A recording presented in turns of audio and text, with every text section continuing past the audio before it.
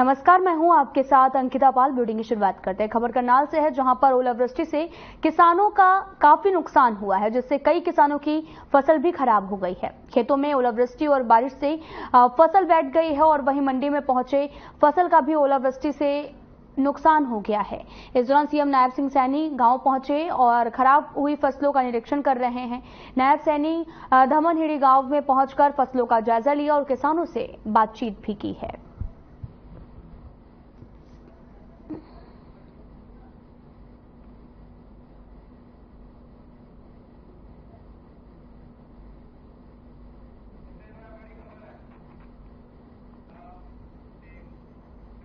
बड़ी खबर शाहाबाद से आ रही, जहां पर आपको बताते चले कि उपमंडल पहुंचे हैं सीएम नायब सिंह सैनी। शाहाबाद में लूट की घटनाओं पर सीएम ने बातचीत भी की है। साथ ही आपको बताते चले कि उन्होंने अपराधियों को मिलेगी सजा, सीएम ने कहा, और साथ ही सीएम ने यह भी कहा कि सभी सीटों पर कमल भी खिलेगा। बड़ी खबर इस वक्त की, सभी सीटों पर कमल खिलेगा। सीएम नायब सिंह सैनी आपको बताते चले कि शाहाबाद पहुंचे हैं, जहां पर पहुंचने के बाद में उन्होंने जायजा लिया और साथ ही शाहाबाद में लूट की घटनाओं पर सीएम नायब सिंह सैनी बोले और साथ ही उन्होंने कहा कि अपराधियों को कड़ी से कड़ी सजा मिलेगी, सभी सीटों पर कमल खिलेगा। बड़ी खबर शाहाबाद से, उपमंडल पहुंचे हैं सीएम नायब सिंह सैनी। शाहाबाद में लूट की घटनाओं पर बोले हैं सीएम ने कहा कि अपराधियों को मिलेगी कड़ी सजा, सभी सीटों पर खिलेगा कमल।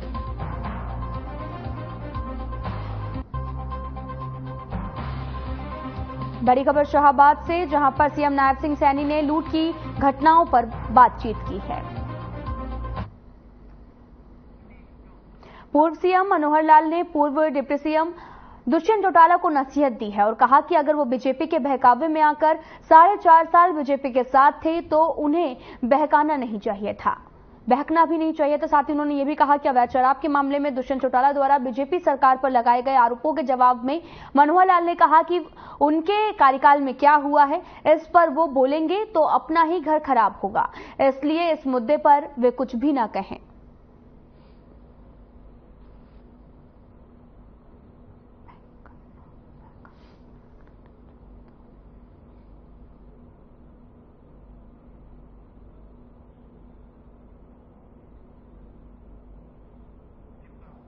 आपको बताते चलें कि सोनीपत में सीएम पहुंचे थे और साथ ही पूर्व सीएम मनोहर लाल ने नसीहत भी दी है।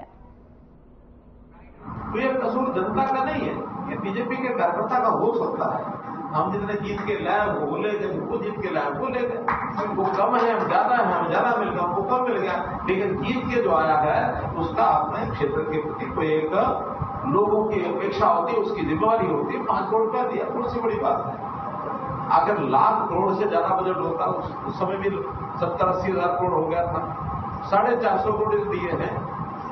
वही बात मैंने 2019 में भी की कि जो एमएलए चुन के आया है पहली किस्त 5 करोड़ रुपए की उसको आते ही देते हैं, भाई तुम चुन के आए हो और जनता के लिए इतना काम जो मांगे कर दो। हमने भेदभाव नहीं किया।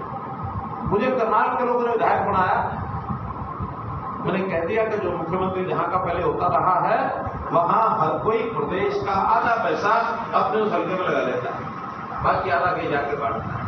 लेकिन मैंने कहा 90 का 90 में बराबर विकास करूंगा, कहीं ज्यादा मत सोचना कि ज्यादा हमें मिलेगा। भाई जो जीत के आए हैं सारे ठीक है वाले सब समर्थन करते हैं, सहयोग करते हैं, और आज 90 के 90 जो विधायक वाले हैं, मुझे इस बात का संतोष है, तसल्ली है कि मेरे खिलाफ कोई कभी बोलता नहीं, कोई नहीं बोलता है, कांग्रेस वाले भी नहीं बोलते। उनको ढूंढने से भी कुछ मिलती नहीं है कि मनोहर लाल के खिलाफ क्या बोले। से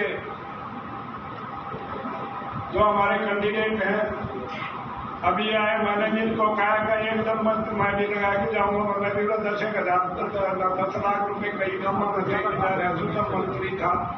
तो मैंने इनको बता दिया कि भाई मैं आऊंगा और मेरा ज्यादा नहीं तो 1500 वोट का जरूर तुरंत उठा, और आपकी भी किसी की रिश्तेदारी हो भाई की मदद। तो आज मैं आपका ज्यादा समय न लेता हुआ, खट्टर साहब आप थोड़ी सी मेहरबानी कर दी, और फिर मैं तो बता रहा हूँ कि मैंने आपको सब कुछ छूट दिया, मेरे पास कुछ नहीं है। ये कई तो आपके ऐसे भगत हैं, ये मैं एक आदमी है, ये रविंद्र जी बैठे हैं संगत। तो बड़ी खबर दिल्ली से आ रही, जहां पर कांग्रेस को एक और बड़ा झटका लगा है। बड़ी खबर इस वक्त की दिल्ली से, जहां पर तेजिंदर बिट्टू और करमजीत कौर बीजेपी में शामिल हो गए हैं। केंद्रीय मंत्री अश्विनी वैष्णव ने सदस्यता दिलाई है। विनोद तावड़े भी मौके पर मौजूद रहे हैं। बड़ी खबर इस वक्त की, केंद्रीय मंत्री अश्विनी वैष्णव ने सदस्यता दिलाई है और विनोद तावड़े भी मौके पर मौजूद रहे हैं। दिल्ली से बड़ी खबर इस वक्त की टीवी स्क्रीन पर, जहां पर आपको बताते चले कि कांग्रेस को एक और बड़ा झटका लगा है, जहां पर तेजिंदर बिट्टू और करमजीत कौर बीजेपी में शामिल हो गए हैं। केंद्रीय मंत्री अश्विनी वैष्णव ने सदस्यता दिलाई है। बड़ी खबर इस वक्त की दिल्ली से, जहां पर केंद्रीय मंत्री अश्विनी वैष्णव ने सदस्यता दिलाई। आप तस्वीरें भी देख सकते हैं, जहां पर कांग्रेस को एक और बड़ा झटका लगा है, जहां पर आपको बताते चले कि एक एक कर कांग्रेस के नेता पार्टी को छोड़ रहे हैं और इस मौके पर विनोद तावड़े भी मौके पर मौजूद रहे हैं। केंद्रीय मंत्री अश्विनी वैष्णव ने सदस्यता दिलाई है। बड़ी खबर है इस वक्त की दिल्ली से।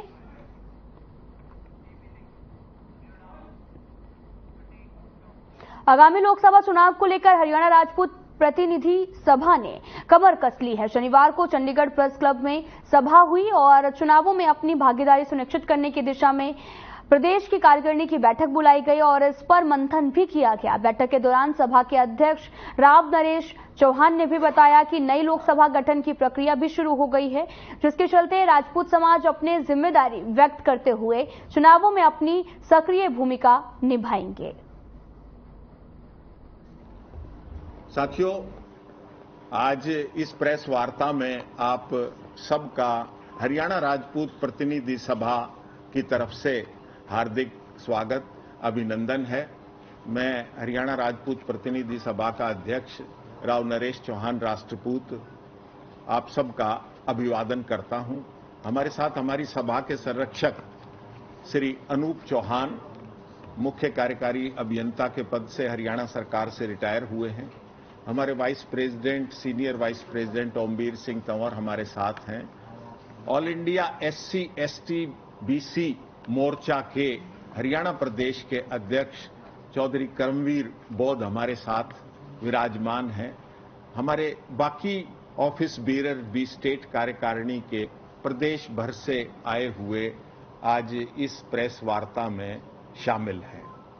आज मुख्य उद्देश्य इस प्रेस वार्ता का लोकशाही का जो चुनाव है वो उत्सव शुरू हो चुका है, क्योंकि लोकशाही for the people, by the people, of the people नागरिक के लिए है, मतदाता के लिए है, जनता के लिए है।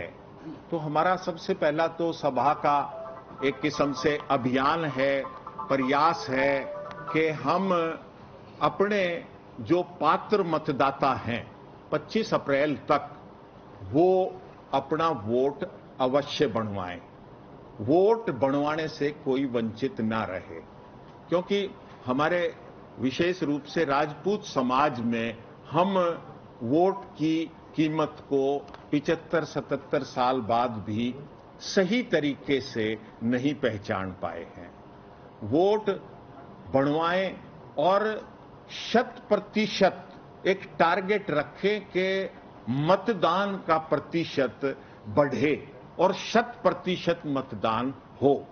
राजपूत समाज के मतदाता का मतदान प्रतिशत भी शायद सबसे कम रहता है, तो हम अपने मतदान प्रतिशत को भी बढ़ाने का आह्वान और उसके लिए प्रयासरत हैं। मतदान किस तरह से करें? हमारे मत की 1990 से लेके आज तक वैश्विक बाजारीकरण का दौर चल रहा है। सब कुछ एक किस्म से अपनी कीमत मांग रहा है, कीमत तय की जा रही है। तो लोकशाही में मतदाता के मत की बहुत हीरे जवाहरात से भी ज्यादा कीमत है। उस कीमत को हम हड़के में ना लें, हम अपनी कीमत को खुद ही ना गिराएं। तो हम मतदान के 2 दिन पहले तक अपना व्यू, अपना मन, अपनी बात अपने मन तक ही रखें।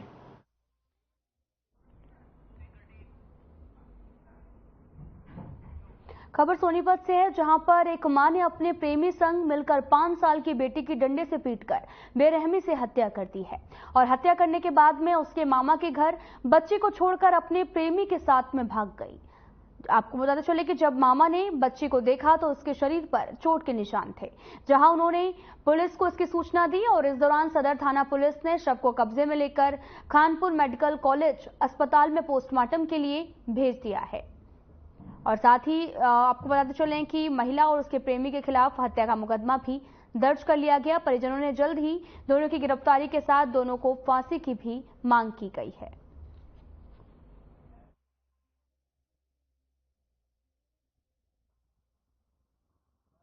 मैं आपका और किस प्रकार से आपकी पोती के साथ बड़ी बेरहमी से हत्या हुई है?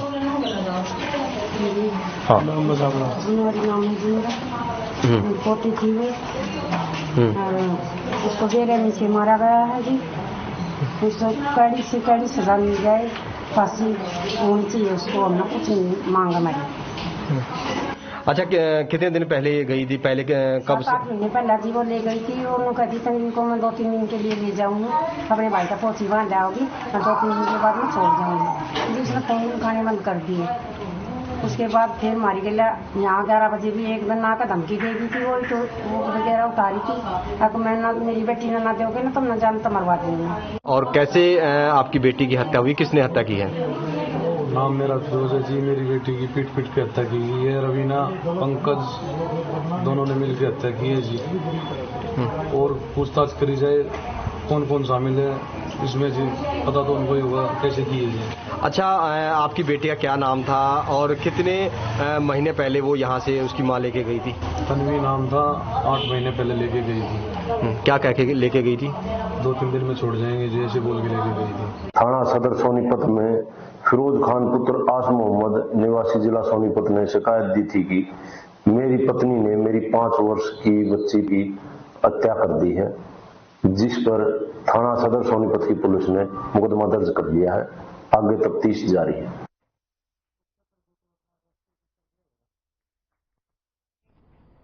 कुरुक्षेत्र के गांव तरनगढ़ में आपको बताते चलें कि उसके पास में बस का शोकर टूट गया है और बस अनियंत्रित होकर पलट गई और बस में करीब 12 लोग सवार थे। कुछ लोगों को चोटें भी आई हैं। चालक ने बताया कि चंडीगढ़ से एक परिवार शादी समारोह में शामिल होने के लिए कुरुक्षेत्र आ रहा था।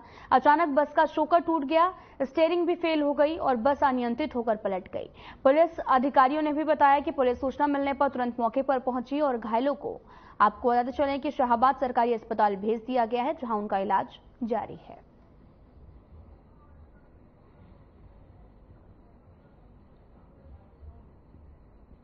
सर, इसमें थोड़ी सी ना स्टीयरिंग प्ले होने करता और शॉकर टूटने करता। स्टीयरिंग में दिक्कत आई थी? हाँ जी, थोड़ा शॉकर भी टूट गया ना जिसका। तो और पलटा कैसे? पलटा तो पलट गया। कोई हिट तो नहीं करा किसी का? तो कितनी सवारियां थी समय? इसमें 10-12 सवारियां थी। तो कहाँ से कहाँ जा रही थी? ये हम चंडीगढ़ से आए थे, एक कुरुक्षेत्र तक जाना। कहाँ जाना था? कुरुक्षेत्र तक। तो क्या ये सभी एक ही गाँव से, एक शहर से थे? क्या अलग? एक ही शहर से। एक ही शहर। कहाँ परिवार जा रहा था शादी में रास्ते में, जैसा हमें पता लगा है शंकर का एक बुलेट टूट गया, जिस वजह से ये गाड़ी पलट गई। इसमें 11 सवार एक ड्राइवर था, जिसमें से 3 को हल्की फुल्की चोटें आई हैं, बाकी सभी सुरक्षित हैं। अच्छा जी, तो जिनको चोटें आई हैं कहाँ पे? तो रेफर कर दिया, CHC शाहबाद में गए हैं। अभी इनका जाकर बयान नोट करेंगे, देखते हैं कैसे हालत है। नशे पर लगाम लगाने के लिए अंबाला पुलिस विशेष अभियान चला रही है और आए दिन नशा तस्करों पर कार्रवाई भी की जाती है। इसी के चलते अंबाला शहर स्थित नशे का हब कहे जाने वाले डेहा कॉलोनी में पुलिस की एक बड़ी कार्रवाई देखने को मिली, जहां पर चौकी इंचार्ज रवि ने बताया कि डेहा कॉलोनी में नशा तस्करों के निर्माण को तोड़ा गया है और पिछले कुछ महीनों में से ये निर्माण किया गया था, जिसका उपयोग नशा तस्करी के लिए किया जाता था और आने वाले समय में ऐसी कार्रवाई चलती रहेगी।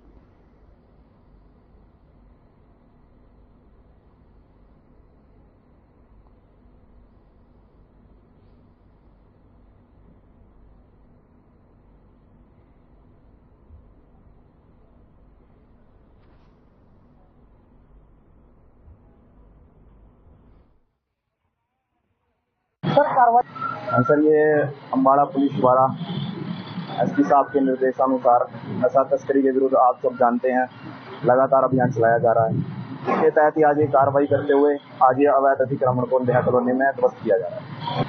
देखिए, ये हरी पैलेस की दीवार के पास जो भी अतिक्रमण है वो पिछले कुछ सालों में ही बनाया गया है। इसके किसी के पास भी किसी प्रकार की कोई मलकिती नहीं है। इस निर्माण का उपयोग नशा तस्करों द्वारा नशा की तस्करी करने के लिए किया जा रहा था, जिसको आज हमने ध्वस्त करने का है।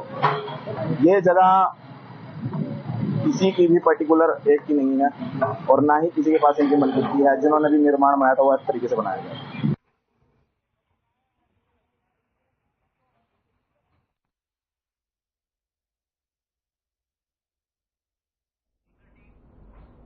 हरियाणा के अनाज मंडियों में गेहूं की फसल आने पर का जो सिलसिला है वो जारी है और इस समय कह सकते हैं कि हरियाणा के सभी मंडियों में गेहूं की आवक पीक पर है और किसान भी लगातार फसल लेकर पहुंच रहे हैं।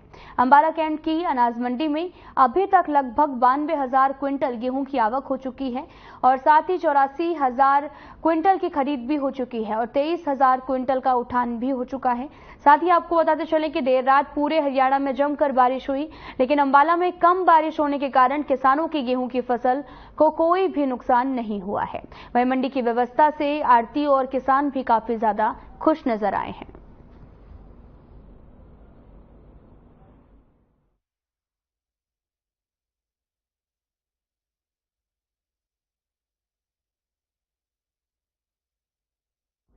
आपको बताते चलें कि मंडी में गेहूं की फसल आ रही है। 84,000 क्विंटल गेहूं की अभी तक खरीद भी की जा चुकी है।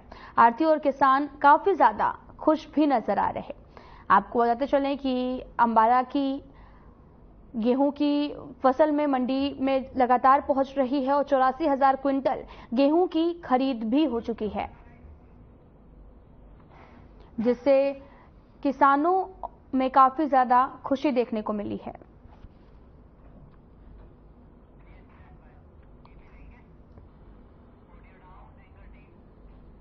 सरकार के नियमों को ताक पर रखकर यमुनानगर के कई प्राइवेट स्कूल चल रहे हैं। मोटी मोटी फीस वसूलने वाले ये स्कूल बच्चों के लिए सरकार के निर्धारित, आपको बताते चलें कि वहां पर नियमों को भी कभी जो है वो पूरा नहीं कर पाते हैं। साथ ही इसी को लेकर यमुनानगर के block education officer Karnail Singh Sandhawa ने यमुनानगर के कई स्कूलों का निरीक्षण किया तो पाया कि अधिकतर स्कूल बिना मान्यता प्राप्त ही चल रहे थे और ज्यादातर स्कूलों में बच्चों की सुरक्षा का भी कोई भी ध्यान नहीं रखा गया। और बड़ी बात यह भी है कि कई स्कूल तो इतने पुराने हैं और शहर के बीचों बीच ही स्कूल पिछले कई सालों से चल रहे थे, लेकिन कभी भी इनके खिलाफ कार्रवाई नहीं हुई है। आपको बताते चलें कि इस पर करनैल सिंह संधावा ने यह भी कहा कि जहां जहां पर जिन जिन स्कूलों में खामियां मिली हैं उनके लिए एक रिपोर्ट भी तैयार कर ली गई है और निश्चित रूप से इन स्कूलों पर जल्द कार्रवाई भी की जाएगी।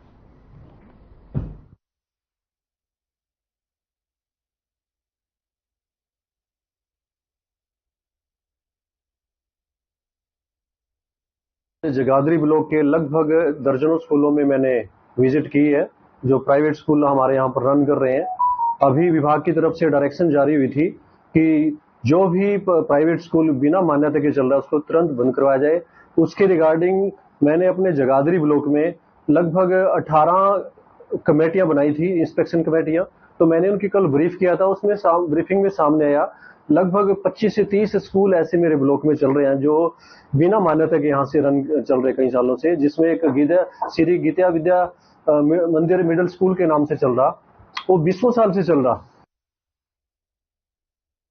आपको बताते चले कि स्कूलों की कमियों खामियों का जो है वो जायजा लिया गया और साथ ही आपको बताते चले कि ब्लॉक एजुकेशन ऑफिसर ने निरीक्षण भी किया। आप तस्वीरें देख सकते हैं जो कि यमुनानगर से हैं, जहां पर कई प्राइवेट स्कूलों का यहां पर निरीक्षण किया गया और जो भी खामियां पाई गई हैं उनको त्वरित कार्रवाई करने के भी निर्देश दिए गए हैं। और साथ ही आपको बताते चलें कि ब्लॉक एजुकेशन ऑफिसर्स मौके पर पहुंचे और मौके पर पहुंचकर स्कूल का जायजा लेते हुए नजर आए और जो भी खामियां पाई गई हैं उनको दुरुस्त करने की बात भी कही है।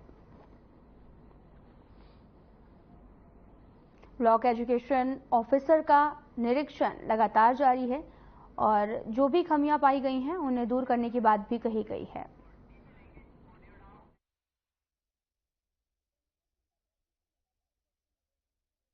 आज जेजेपी के हल्का अध्यक्ष और साथ ही 2019 में विधानसभा चुनाव लड़ चुके कुलदीप तेवतिया ने अपने समर्थकों के साथ में जेजेपी से इस्तीफा दे दिया है। और साथ ही आपको बताते चले कि उनका पटका बनाकर पार्टी ज्वाइन करवाया गया। इस दौरान कृष्णपाल गुर्जर ने कहा कि बीजेपी सबको साथ लेकर चलती है और प्रधानमंत्री नरेंद्र मोदी की गारंटी पर सबको यकीन है और यही वजह है कि पार्टी में लगातार लोगों के आने का सिलसिला भी जारी है। और साथ ही कुलदीप तेवतिया ने यह भी कहा कि अब वो प्रधानमंत्री नरेंद्र मोदी के 400 पार के नारे को भी पूरा करने के लिए पूरी तरह से मेहनत करेंगे।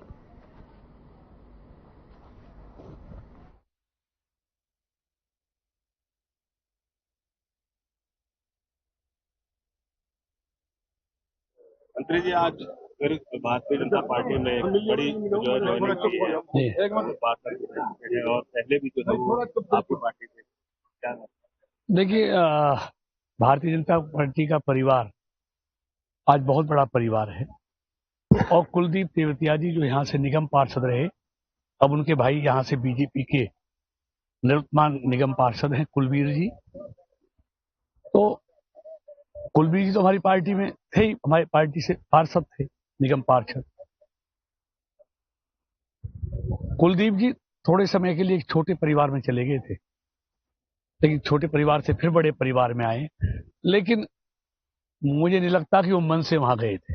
मन तो उनका भाजपा में पहले भी था, उस समय भी था और आज भी है। तो आज सामूहिक रूप से फिर भारतीय जनता पार्टी के बड़े परिवार में शामिल हुए, तो उनका हमने स्वागत किया है और उनको जो मान सम्मान पहले मिला था, ऐसे ही पार्टी में उनको मान सम्मान में कोई कसर बाकी नहीं छोड़ी जाएगी। और छोटे भाई की तरह और बड़े भाई दोनों मिलकर भारतीय जनता पार्टी को और आगे बढ़ाएंगे। पहले पड़ोस के घर में चले गए थे, झगड़ा वहां पे भी था, लेकिन मैंने सोचा यार उससे बढ़िया तो अपना पुराना ही घर है, वहीं क्यों ना वापस चले जाए। तो मैं इसलिए अपने बीजेपी, जो पहले मैं बीजेपी में ही था, बीजेपी ने मेरे को पार्षद बनाया, मेरे भाई को भी टिकट दी, वो भी पार्षद बने, और इसलिए मैं वापस बीजेपी में ही आ गया। मेरा दिल नहीं लगा उधर। और जो कह रहे हैं कि भाई अब की बार 400 पार, तो 400 पार ही होगी। और हमारे यहाँ से कृष्ण अपने जो पाल जी हैं, कृष्णपाल गुर्जर जी हैं, 10 लाख का जो नारा लग रहा है, हमारी उसमें पूरी सहयोग रहेगा, पूरा सहयोग रहेगा। यहाँ से पलवल तक जो इतने भी हमारे जानकार हैं, सभी से हम बोलेंगे और कोशिश ये रहेगी हमारी 10 लाख पार ही करवाएं। पुंडरी के गांव फतेहपुर में सदर मार्केट में एक चाय वाले ने फांसी लगाकर आत्महत्या कर ली है, लेकिन मृतक के भाई ने हत्या का आरोप लगाया है। उसका कहना है कि उसके भाई की हत्या की गई है, जो कि मृतक की पत्नी, सास, ससुर और उसके साले ने की है। और इसके बाद में उसने मृतक के भाई ने पुलिस को सूचना दी और शिकायत के आधार पर पुलिस ने मामला दर्ज कर लिया है। और साथ ही आपको बताते चलें कि जानकारी के मुताबिक मृतक के 2 बच्चे और एक लड़की और एक लड़का है।